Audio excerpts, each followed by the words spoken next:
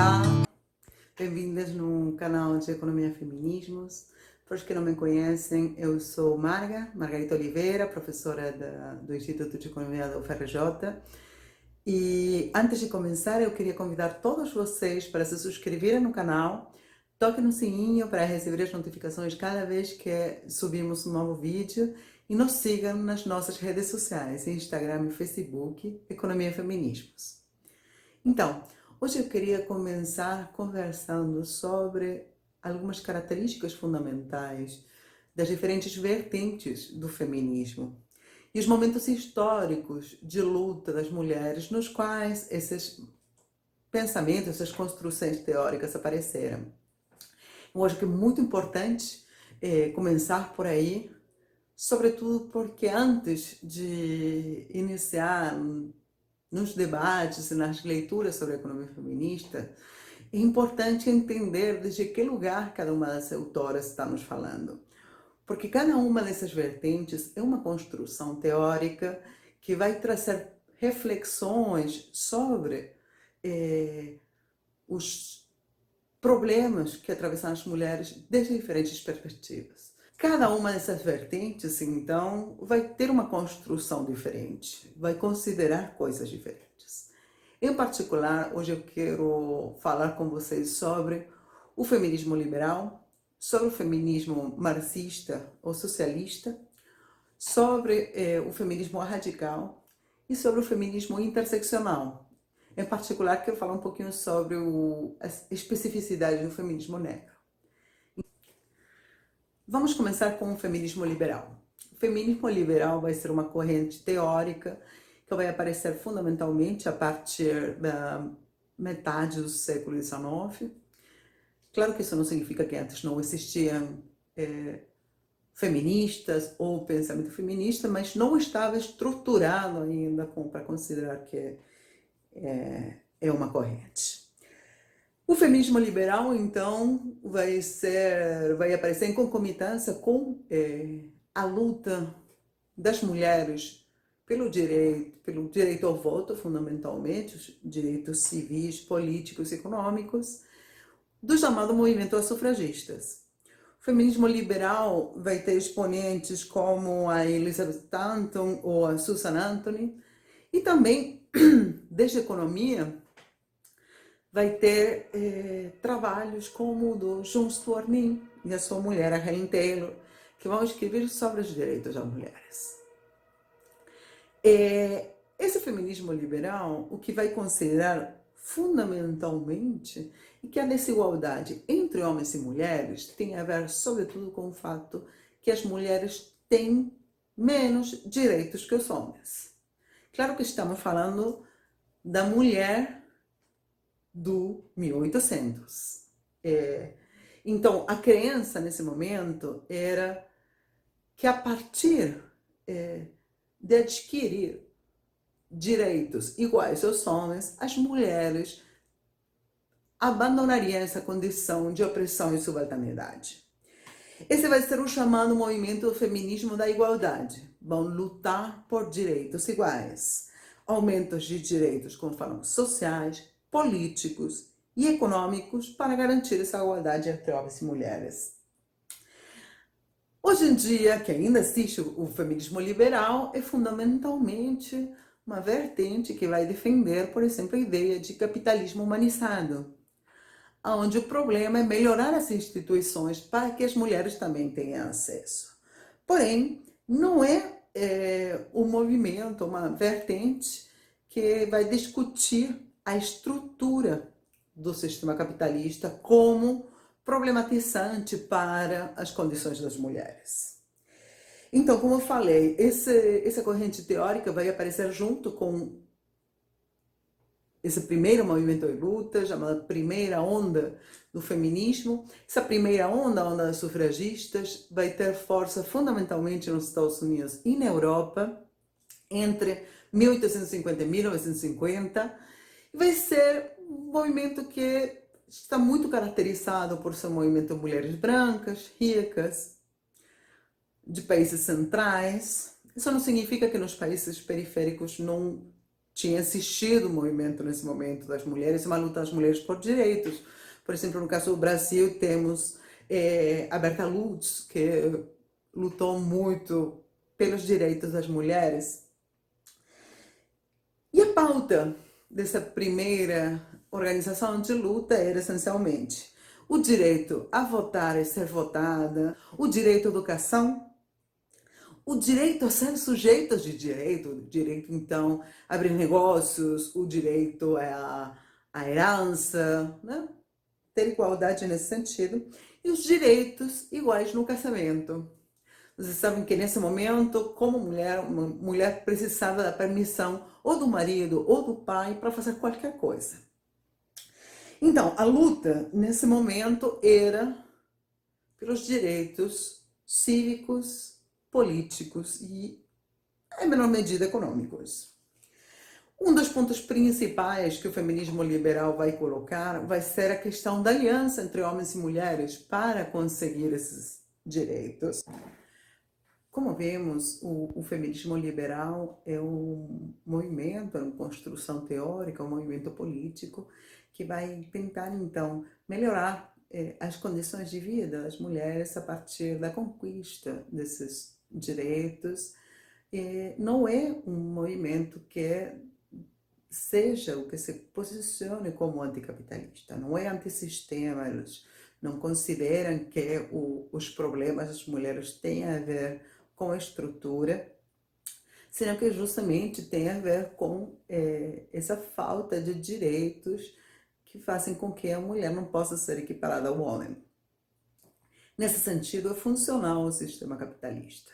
De fato, depois desse primeiro período das sufragistas, a primeira onda, o feminismo liberal não passa a ter muito espaço na luta e nas reivindicações até pouco tempo atrás, onde voltam com força essas ideias fundamentalmente a partir de movimentos internacionais, organismos internacionais multilaterais, como a ONU Mulheres, como as representações das mulheres no Banco Mundial, como o movimento Não, como o movimento He4She, onde aparecem como organizações que procuram melhoras nas condições de vida das mulheres, modificando algumas questões institucionais, mas não colocando em discussão uma acumulação.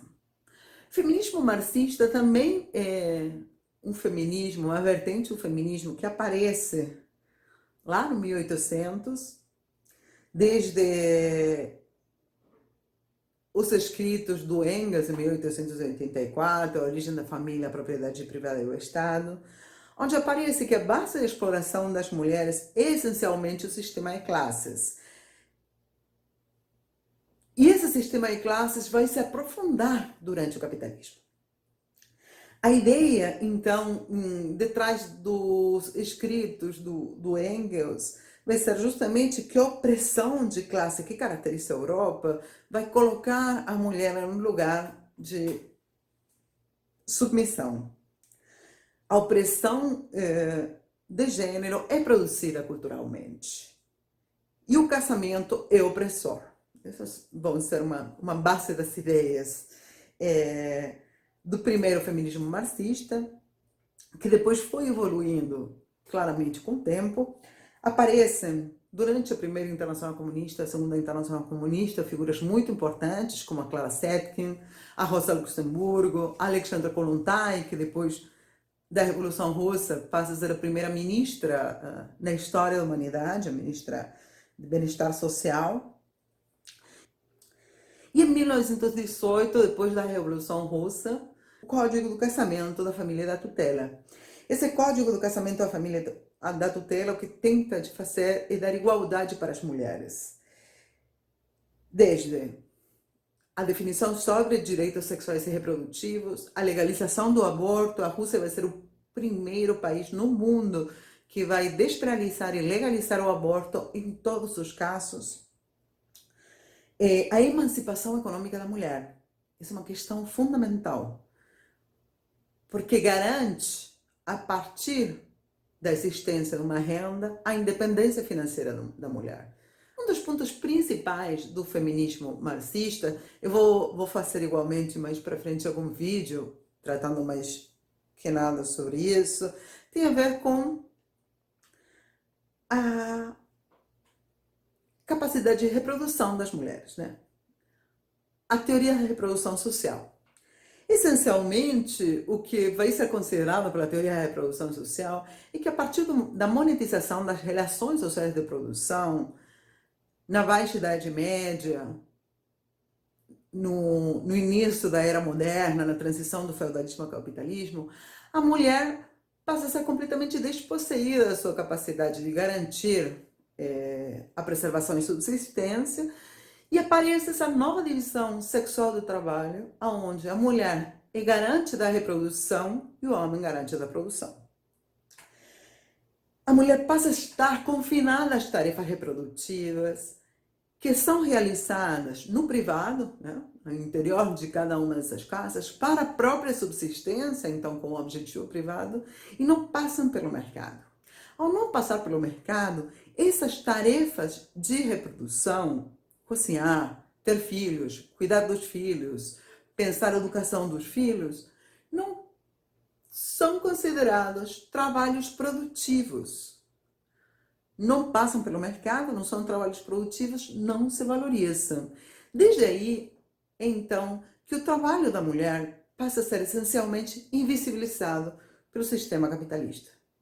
Isso quer dizer que o trabalho da mulher, a mulher não gasta esforço nisso? Não, para nada. Gasta esforço tanto quanto o homem fazendo um trabalho produtivo, que o trabalho é destinado a produzir mercadorias que vão no mercado. O problema é a invisibilização do trabalho a partir do fato que não é valorizado. Isso vai ser muito bem tratado no livro da Silvia Federici, Caliban e a Bruxa. Eu recomendo para vocês lerem um livro, que é um livro maravilhoso. Então, a partir dessa nova divisão sexual do trabalho, as mulheres vão ser confinadas ao trabalho reprodutivo. Vão ser as responsáveis desse trabalho reprodutivo que carece de valor mercantil, que não tem, então, reconhecimento monetário e não tem uma valorização social. Porém, é um trabalho, é um gasto de esforço físico, mental, emocional, que é apropriado por alguém. E esse alguém é o capitalismo.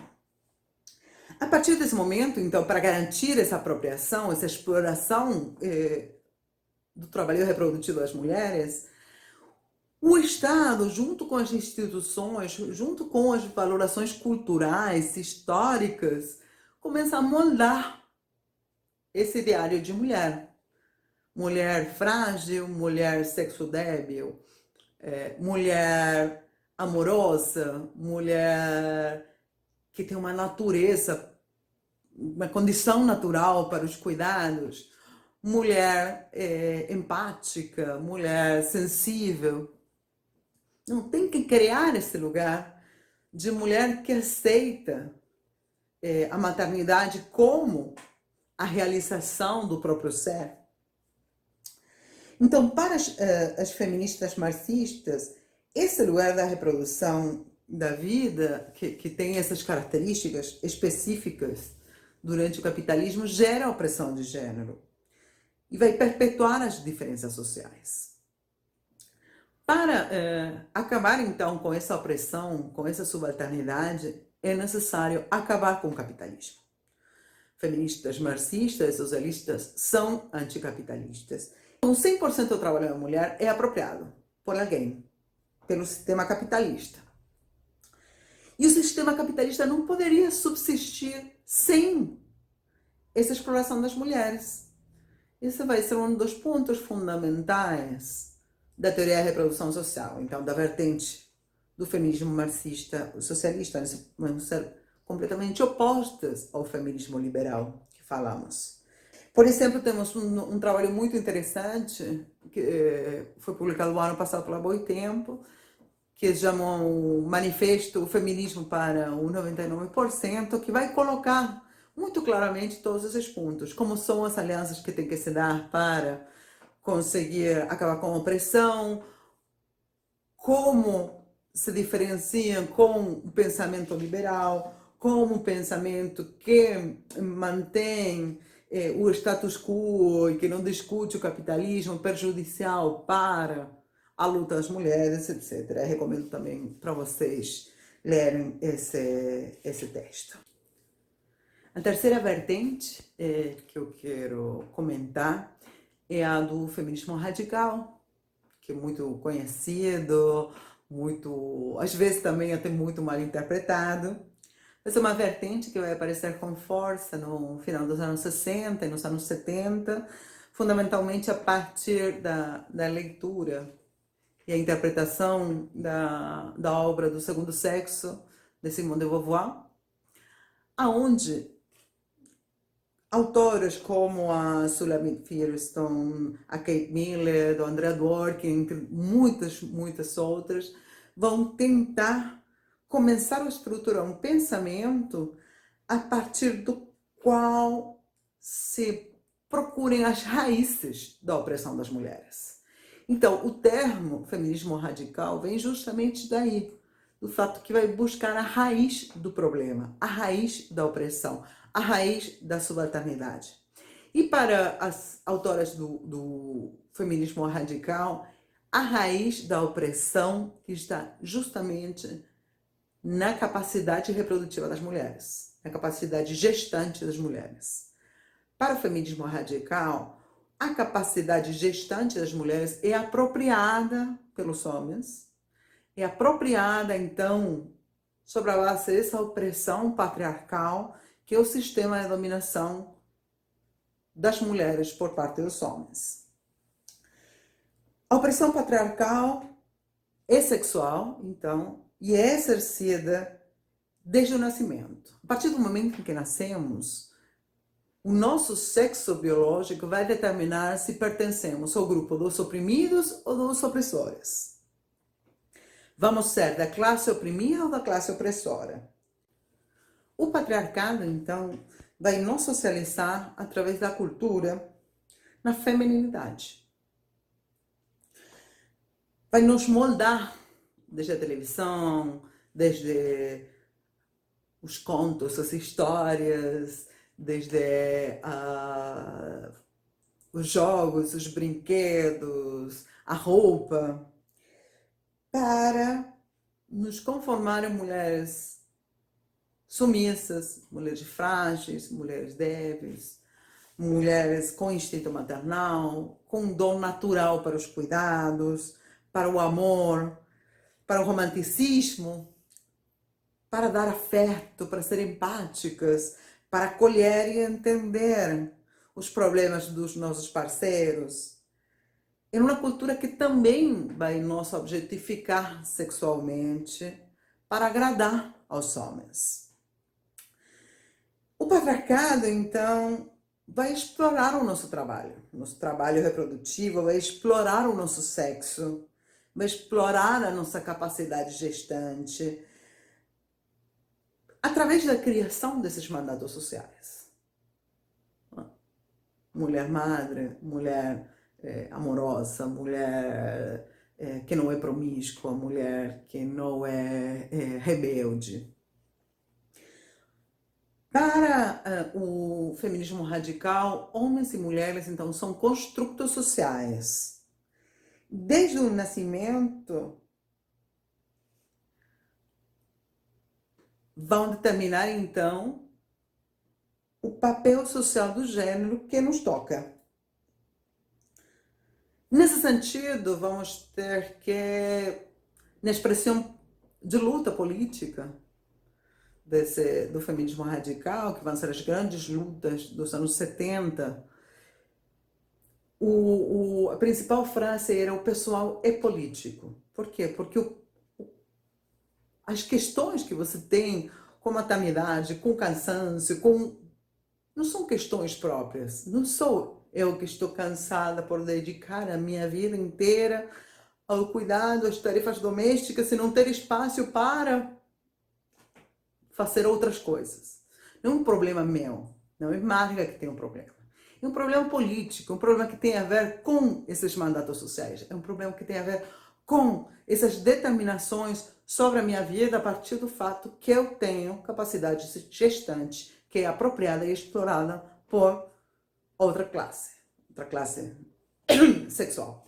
Kate Millett, por exemplo, em Políticas Sexuais, de 1970, vai desenvolver como, na verdade, o caminho para a abolição do patriarcado e a abolição, então, da opressão tem 3 partes. A primeira coisa fundamental é abolir o sistema de dominação do homem sobre a mulher, né? Essa ideologia da supremacia do homem.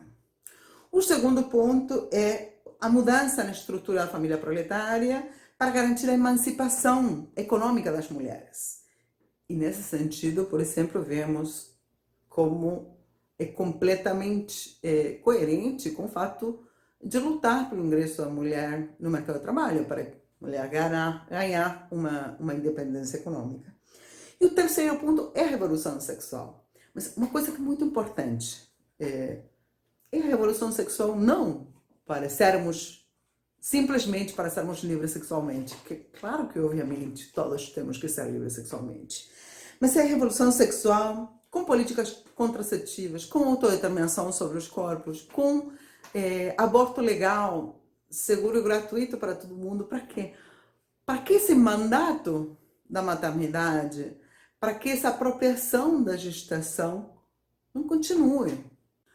Podemos ver, então, como esses pontos que o feminismo radical vai marcar como fundamentais para acabar com o sistema opressor aparecem muito na pauta da luta histórica das mulheres, que foi reconhecida como a segunda onda do feminismo, que vai ser a luta pelos direitos sexuais e reprodutivos, entre outras.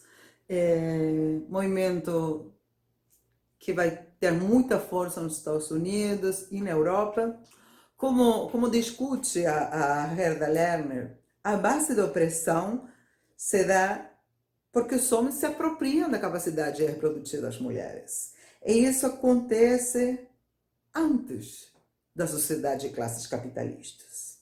O feminismo radical vai considerar que o patriarcado é a primeira forma de propriedade privada. É um sistema de opressões construído sobre o corpo das mulheres. O patriarcado não é o produto do capitalismo, ou do racismo, ou do colonialismo.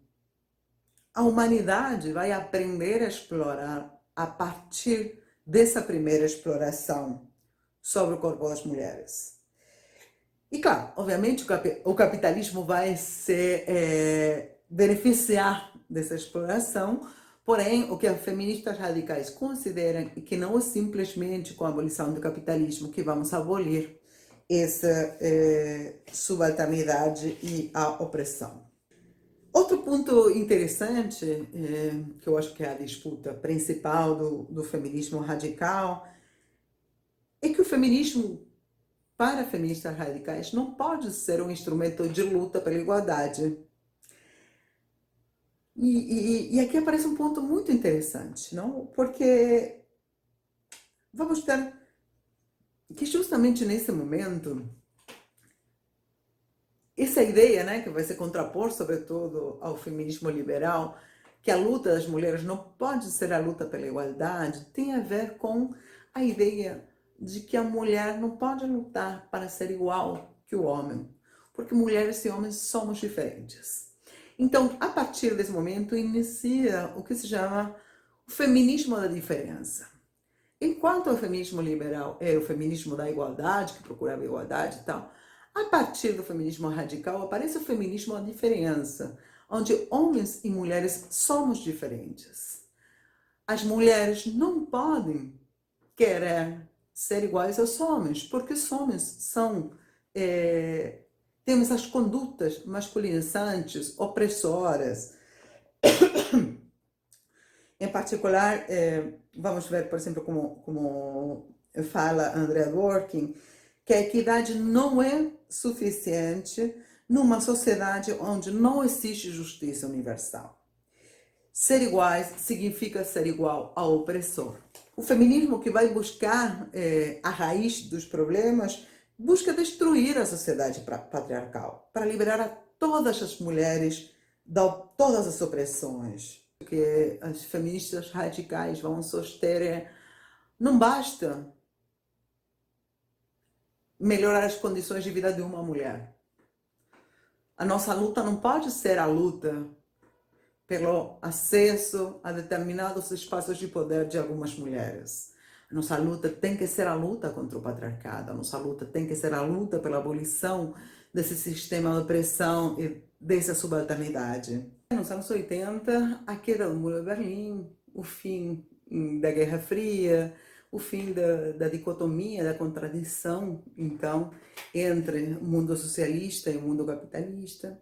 Isso vai trazer, junto com a globalização, muitas mudanças no pensamento, nos paradigmas dos pensamentos, nas discussões, nos debates. Se inicia a era do pós-modernismo, do fim da história, como fala o Fukuyama, onde realmente o que passa a ser considerado são muitas outras questões, além da estrutura, para explicar os fenômenos, para explicar a acumulação, para explicar a opressão, para explicar a exploração.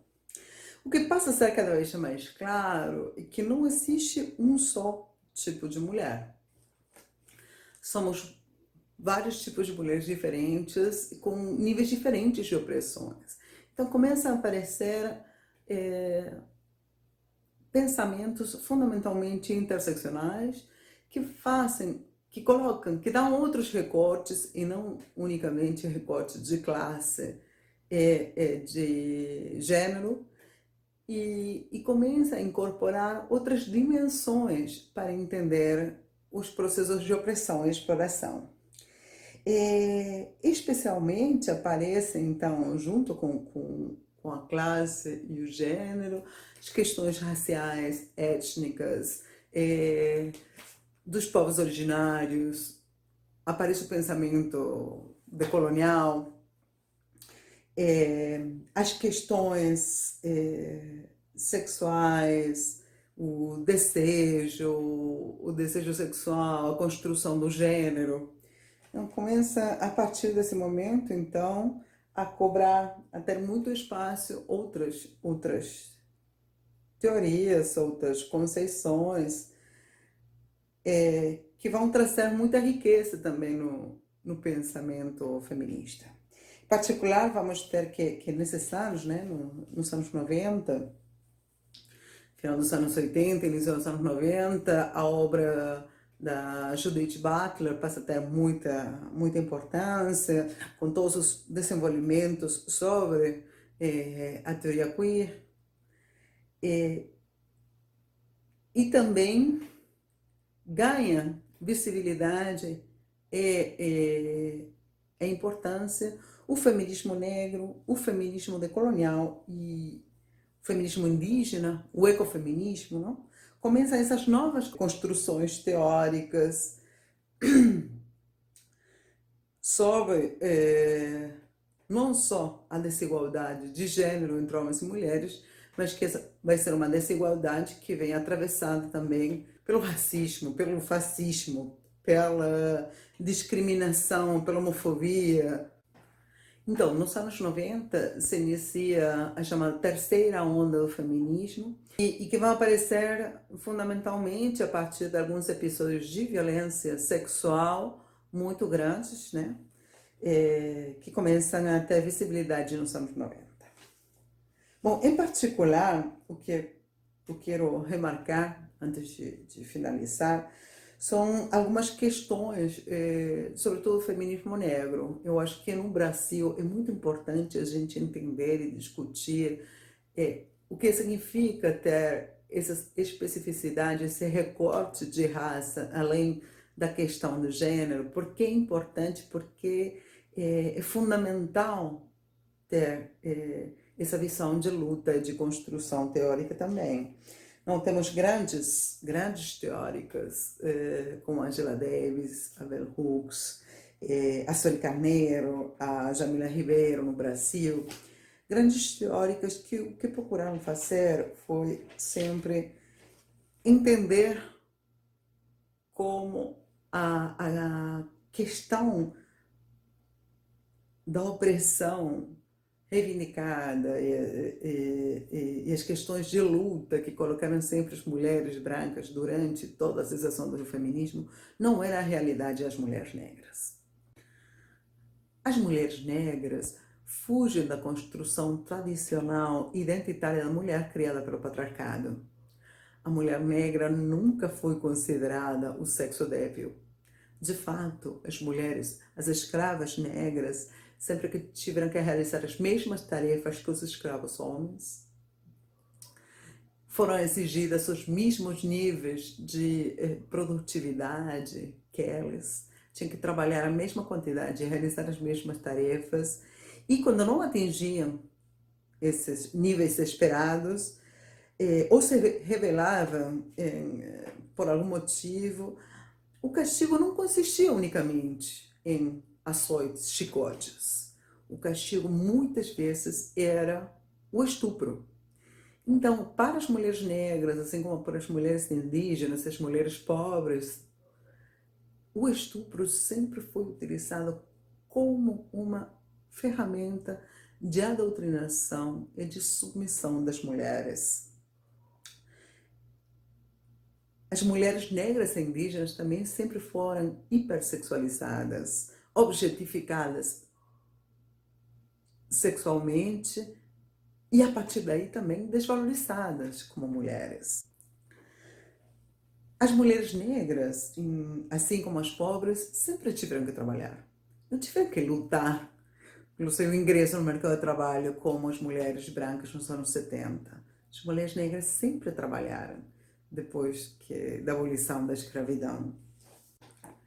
É realmente, então, muito difícil achar uma pauta unificadora.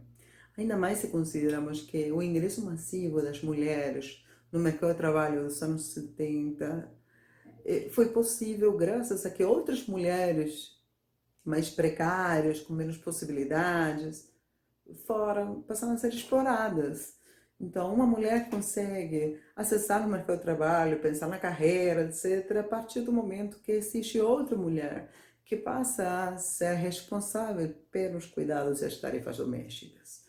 E ainda mais nos países onde os estados são mais fracos, onde os estados estão debilitados, sobretudo a partir do processo de liberalização econômica que vem junto com a globalização, nesses lugares a exploração de mulheres por mulheres é muito maior.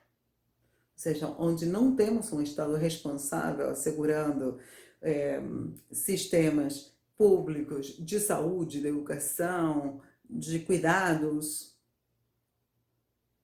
esse peso que sempre acaba recaindo sobre a mulher, acaba recaindo sobre as mulheres não hegemônicas, as mulheres mais precarizadas, com menos possibilidades. Em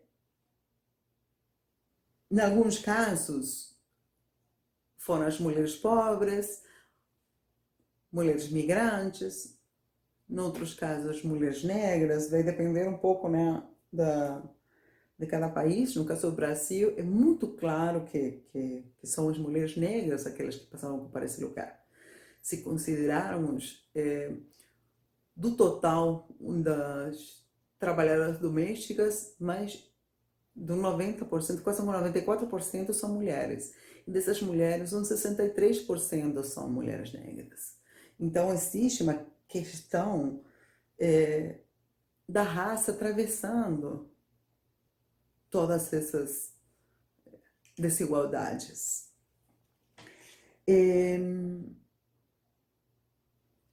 Nesse sentido, por exemplo, quando é discutido, voltando um pouco à reflexão do início, quando é discutido ou é colocado pelos organismos internacionais, pelas instituições de mulheres, esses organismos, etc., a necessidade da luta para romper o teto de cristal. O teto de cristal não existe para as mulheres não hegemônicas.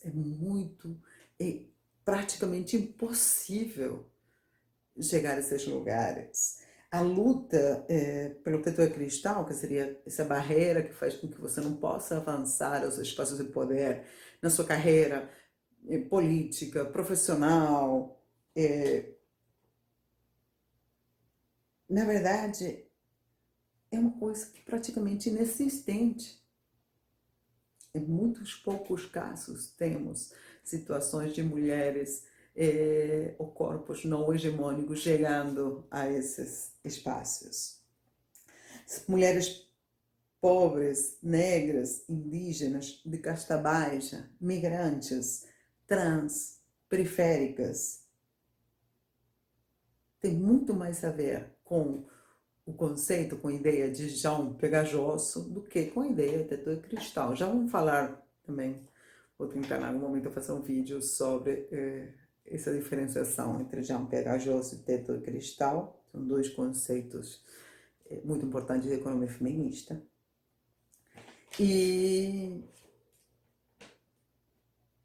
então, vamos ver como na verdade, então, essas colocações desses organismos multilaterais, dessas organizações internacionais, dificilmente vão acolher a realidade dessas mulheres e dificilmente vão lutar ou oferecer soluções contra a opressão patriarcal que essas mulheres, patriarcal e capitalista que essas mulheres estão atravessando.